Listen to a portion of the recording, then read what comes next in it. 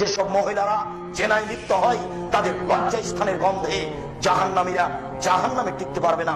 যেসব মহিলারা জেনায় লিপ্ত হয় তাদের লজ্জা স্থানের গন্ধে জাহান্নামীরা জাহান্নামে টিকতে পারবে না।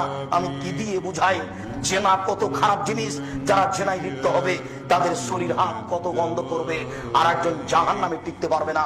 সম্মানিত উপস্থিতি, আবু হুরায়রা রাদিয়াল্লাহু তাআলা আনহু বলেন, রাসূল সাল্লাল্লাহু আলাইহি সাল্লাম বলেছেন, আল বিকরু বিল বিকরি জিলদু মিয়াত তাগরিবু সানা। অবিবাহিত ছেলে মেয়ে যদি জেনা করে তাহলে তাকে 100 টাকা পিটিয়ে এলাকা থেকে 1 বছরের জন্য তাড়িয়ে দিতে হবে। তিনি বলেন, আসহাইবু বিসাইবা রাজম। বিবাহিত পুরুষ নারী যদি জেনা করে তাহলে তাকে ইট ঢেল পাথর দিয়ে মেরে ফেলতে হবে। আয়েশা রাদিয়াল্লাহু তাআলা আনহা বলেন, রাসূল সাল্লাল্লাহু আলাইহি সাল্লাম বলেছেন, মান কালা লা ইলাহা ইল্লাল্লাহ ওয়া আন্না মুহাম্মাদুর রাসূলুল্লাহ, যে ব্যক্তি বলবে লা ইলাহা ইল্লাল্লাহ ওয়া আন্না মুহাম্মাদুর রাসূলুল্লাহ, তাকে হত্যা করা যাবে না, তাকে মেরে ফেলা যাবে না, ইল্লা বিহিদা সালাসা। তবে 3টা পাপের কারণে মানুষকে হত্যা করা যায়। তবে 3টা পাপের কারণে মানুষকে হত্যা করা যায়। 3টা পাপের কারণে মানুষকে হত্যা করা যায়। এক, আত-তারিকু লিদিনিহি, ধর্মত্যাগী। কেউ যদি বলে আমি কোরআন মানি না, তাহলে সরকারের পক্ষ থেকে তাকে ফাঁসি দিতে হবে। কেউ যদি বলে গাভীর দুধ হারাম, সরকারের পক্ষ থেকে তাকে ফাঁসি দিতে হবে। কেউ যদি বলে মদ হারাম, তাহলে সরকারের পক্ষ থেকে ফাঁসি দিতে হবে। সম্মানিত উপস্থিতি, বলছিলাম এই লোকটার গলায় ফাঁস দেওয়া হয়েছে, ফাঁস টান। তখন বলছে আমার ভুল হয়েছে।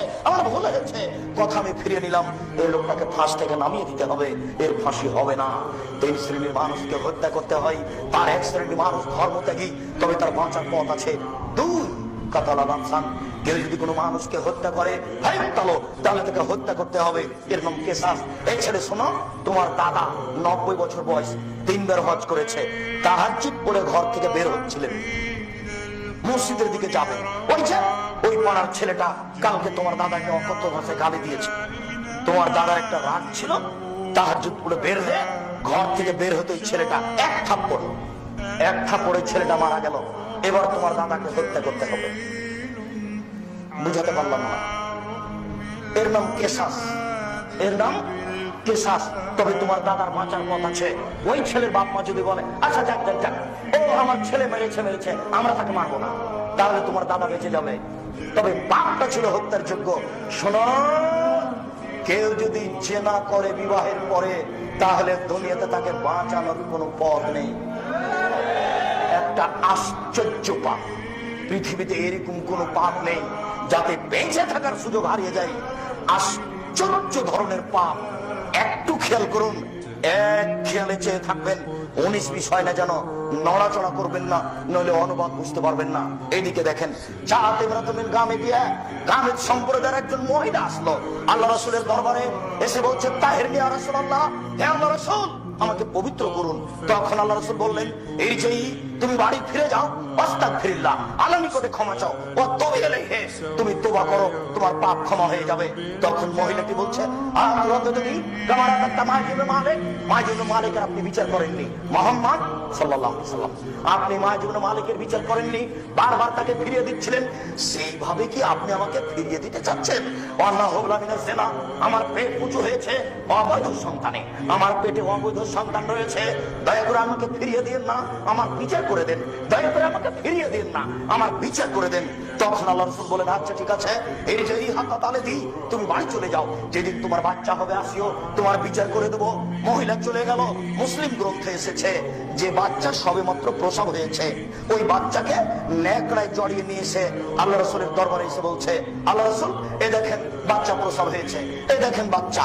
তখন আল্লাহ রাসূল বাচ্চার দিকে লক্ষ্য করে মাথা নিচু করে বলছেন, এই যে তুমি বাড়ি ফিরে যাও, বাচ্চাকে দুধ খাওয়াও, হাতা তাপে মিহে, যেদিন বাচ্চা দুধ ছেড়ে দিবে সেদিন আসিও, আমি বিচার করে দেবো। মহিলা বাচ্চা নিয়ে চলে গেল, বাচ্চাকে দুধ পান করালো।